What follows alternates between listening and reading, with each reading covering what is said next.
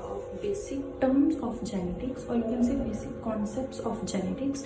And why I selected this very simple topic for my video is because I know there are so many students out there who face problem in such basic topics, that is, they cannot understand what is chromosome, what is difference between chromosome and chromatin, what are homologous chromosomes, non-homologous chromosomes, sister chromatids, non-sister chromatids, what is the difference between chromatin and chromosome. And also sometimes I feel that some students also get confused in basic organization of DNA, that is, they cannot understand how DNA is arranged in nucleus, how DNA is accommodated in such small size nucleus, and DNA and genes, are they same thing or they are different thing? DNA is bigger entity or genes are bigger entity? Or you can say they're always confused about like DNA and chromosomes, they are same thing. DNA is made up of chromosomes or chromosomes are made up of DNA. So all these queries I will try to solve in this video, okay? And one thing I also want to share is that, guys, if you do not know these basic things, okay, if you do not know about these basic terms, then you cannot expect that you will understand Mendel's law, because Mendel's law is entirely based on these terms: alleles, genes, chromosome, homologous chromosomes, and all these terms. Okay, so first in genetics, always try to understand some basic concepts so that you can easily go to higher concepts. Okay, so first of all, we will start with basic organization of DNA. Okay, so when we will do basic organization of DNA, automatically some concepts and some terms will be clear to you. So this video might get longer, we will have to split this video, we will see that, okay, later on. So let's start by organization of DNA. Now we know that DNA is very large in size as compared to the size of nucleus. DNA is approximately 3 meters long, while nucleus is very few micrometers in diameter. So have you ever wondered that how such large sized or how such a long DNA is accommodated in so small sized nucleus, right? So the answer to this is coiling of DNA. We all know that. Let's take an example.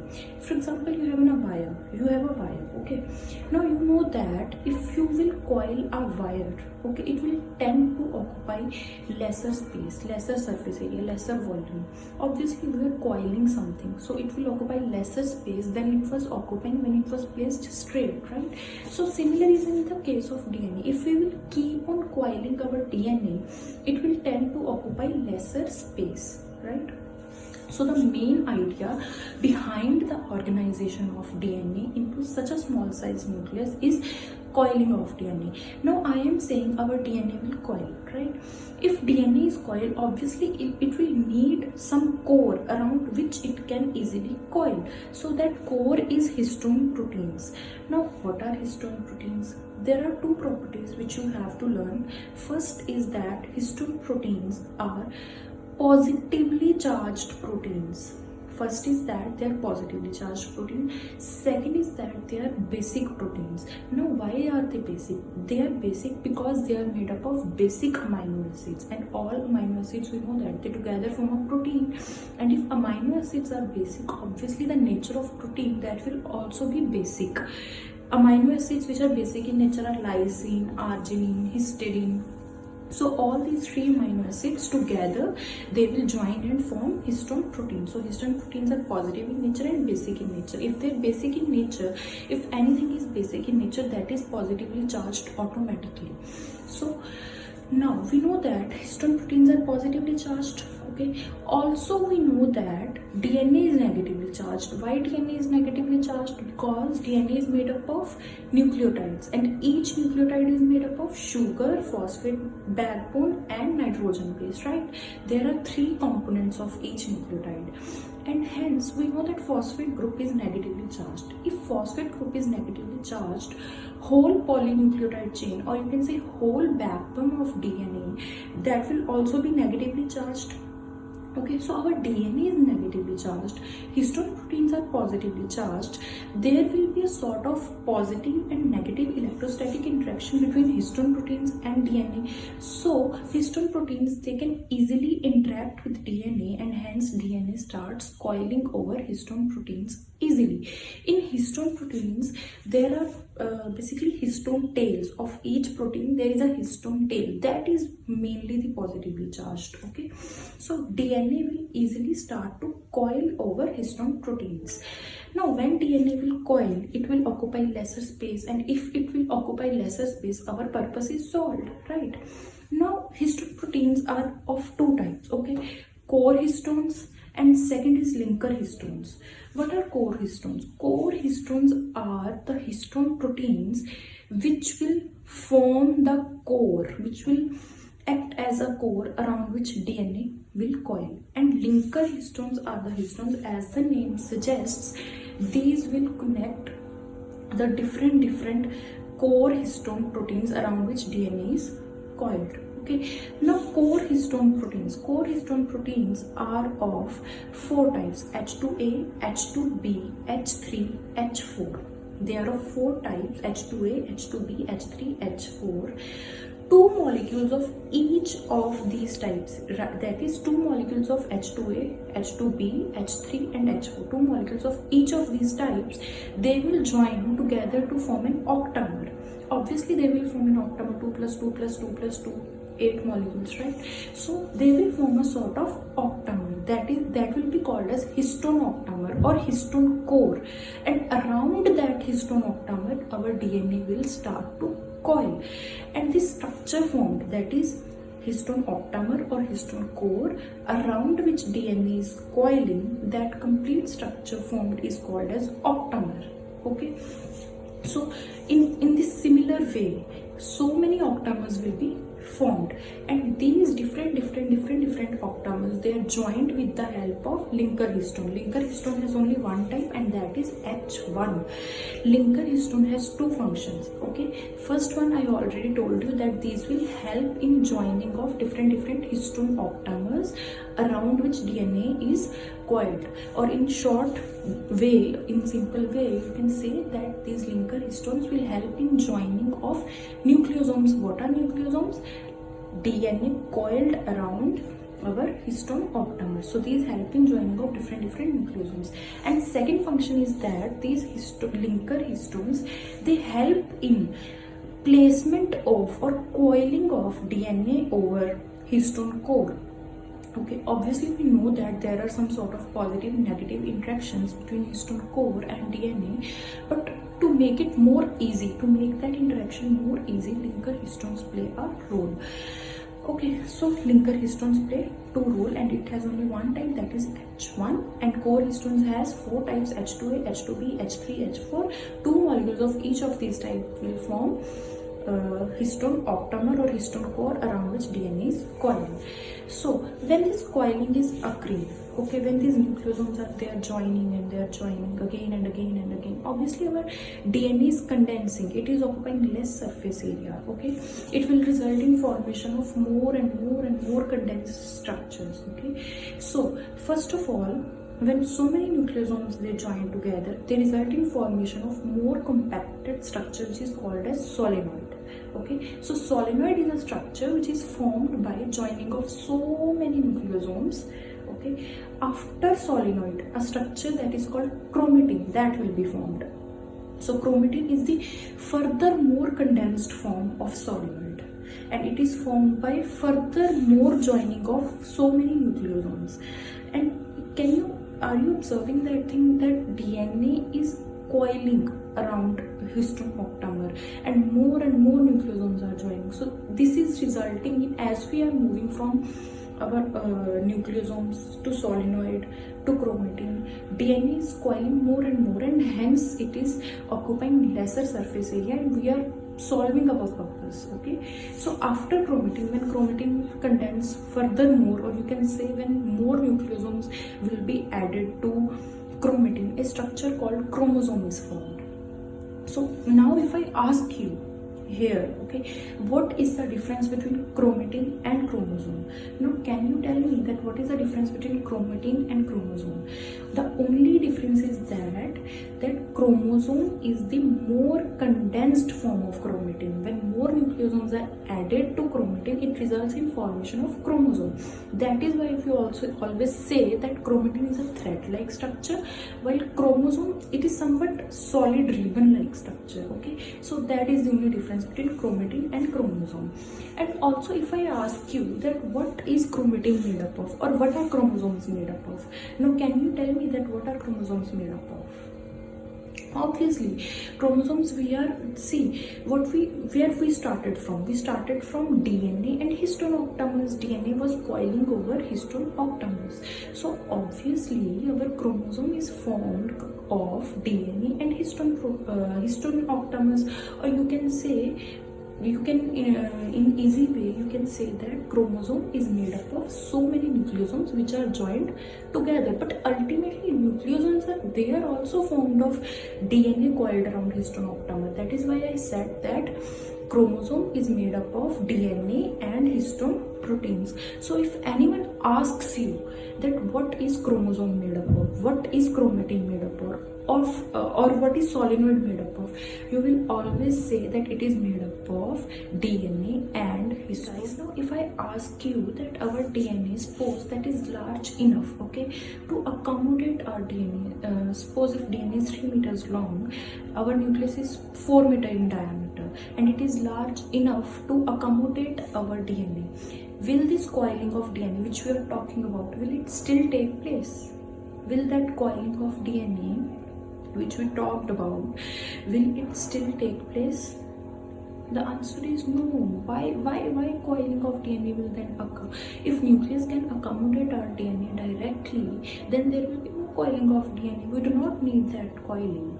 Okay, and hence no chromosome will be formed. Chromosome is formed after DNA coils, right? After DNA coils around histone proteins, the last structure, the most condensed structure which is formed is chromosome.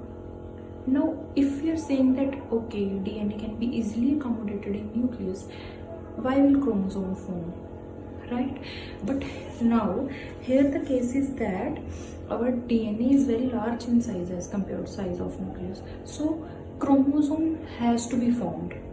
So the only purpose of formation of chromosome is that our DNA was much large in size as compared to nucleus, and hence it had to be coiled so that it can get condensed, and that condensed version came out to be chromosome. Okay, and chromosomes are nothing but they are the condensed versions of DNA around histone codes. So if I ask you that is there any difference between DNA and chromosome, your answer should be that chromosomes are nothing but they are the condensed and compacted version of DNA around histone. So guys, now we have understood this whole topic theoretically. Now we will try to understand it diagrammatically. Okay, suppose I told you that this will be our histone tail. Okay, I told you this histone tail will be positively charged, around which negatively, this orange sized threads, okay, around which are negatively charged DNA can easily coil. And why it is positively charged? Because it is made up of basic amino acids, lysine, arginine and histidine.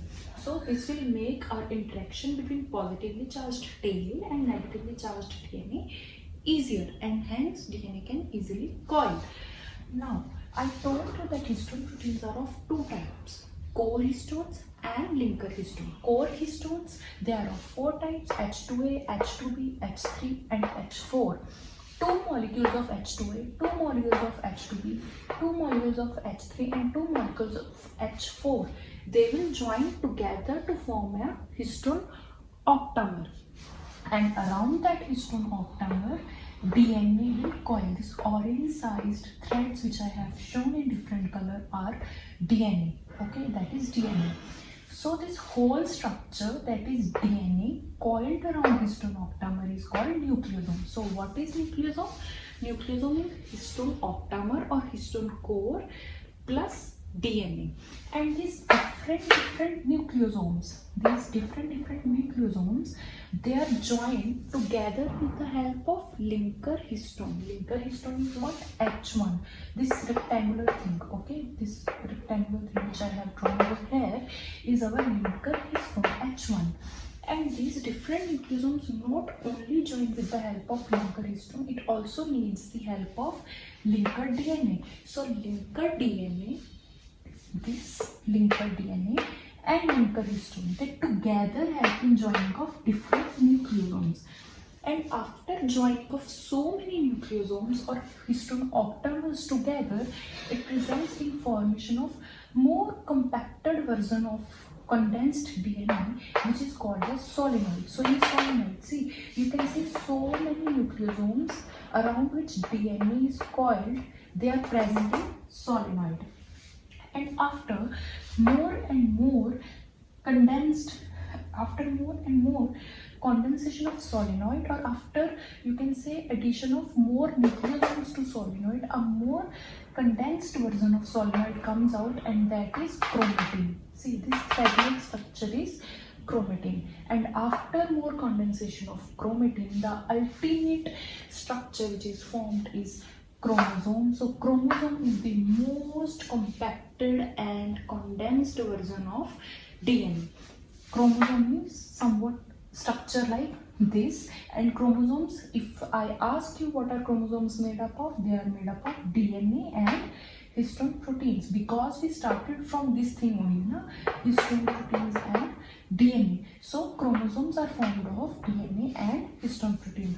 You can see in this orange structure, if I magnify this particular part of chromosome, you can see there are so many nucleosomes around which DNA is coiled. So this is the magnified part of chromosome. So this is the whole idea about basic organization of DNA, in which you can easily understand that what is DNA, what is difference between. So now guys, we know that DNA is made up of small segments of nucleotides. We can say small segments of nitrogen bases, which together form a large segment, and we call that large segment as DNA.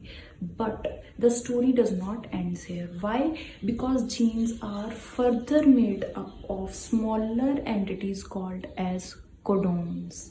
Now what are codons? Codons are basically the group of 3 nitrogen bases, that is triplet of nitrogen bases.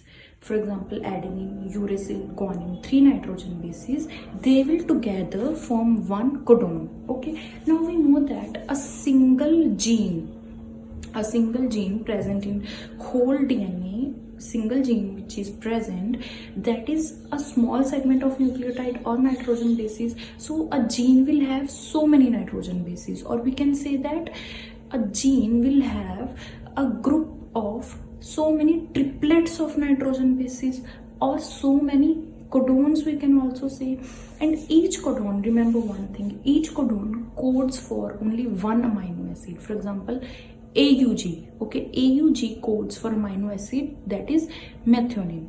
Okay, so 3 amino acids, that 3 nitrogen bases, they together form one codon, and one codon codes for one amino acid, and each gene has so many codons or so many triplets of nitrogen bases, so it will code for many different amino acids, and those different amino acids, they will join together to form one protein. Why? Because we know that protein is made up of what? Protein is basically the chain of amino acids joined together. So in a way, a single gene can code for a one whole protein, which I told you earlier that I will explain later on, okay?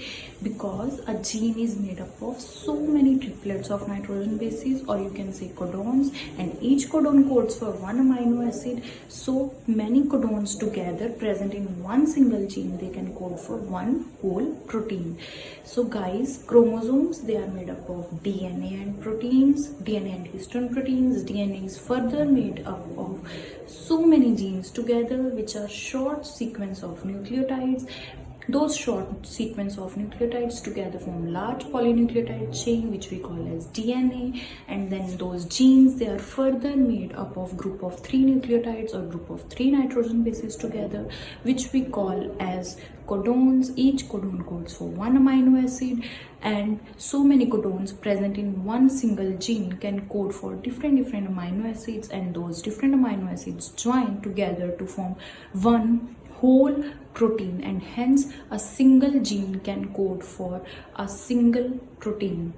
However, this process does not take place directly, because gene will firstly form RNA, and that RNA will then form protein by a process called as translation. Okay, this is the diagrammatic representation of what we have done about DNA and genes and codons. If this is a chromosome, we know that chromosome is made up of DNA, right? So this thread-like structure is basically the DNA, although this DNA is present inside this chromosome, but just for understanding, I have drawn it like thread-like structure coming out of this chromosome. This whole red structure is DNA, and this DNA, we know that is made up of so many little segments of genes. So this small portion of whole DNA is basically the gene.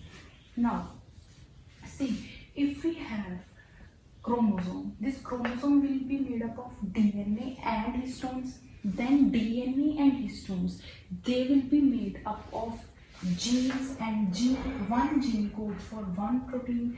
This gene will be further made up of codon, and one codon codes for one amino acid, and hence so many codons present together in one single gene, they will together code for one whole protein. Now suppose if this is the father's chromosome, we know that every child inherits one chromosome from father and one chromosome from mother. If this is the chromosome inherited from father, and the green one is the chromosome which is inherited from mother, okay, this chromosome is made up of DNA and protein. This chromosome is also made up of DNA and protein. This chromosome, the DNA which is present in father's chromosome, is shown like this. I have magnified this DNA, and similarly the DNA which is present in mother's chromosome, that is also magnified.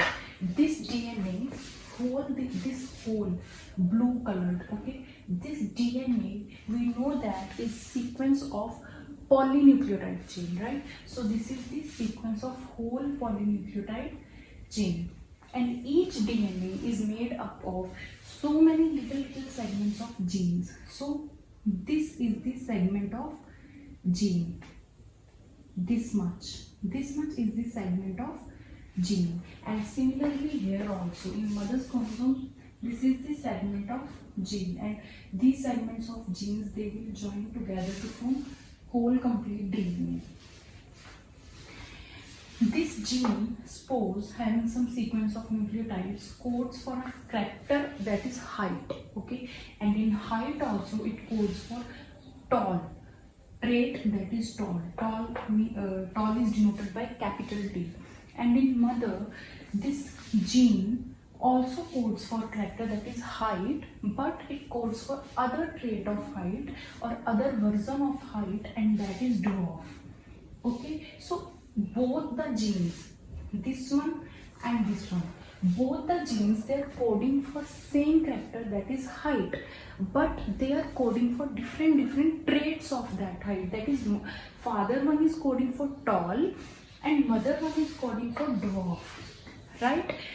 These two alternative forms of a single gene which are present on same locus. Same locus means if this gene coding for tall is present at this particular position in mother's chromosome, in mother's DNA, the gene coding for height, but that is dwarf, okay, that will also be present on this same locus, that will also be present on this same position. It will not be like this gene is present over here and in mother's case it will be lying somewhere here, okay. No, this is not the case.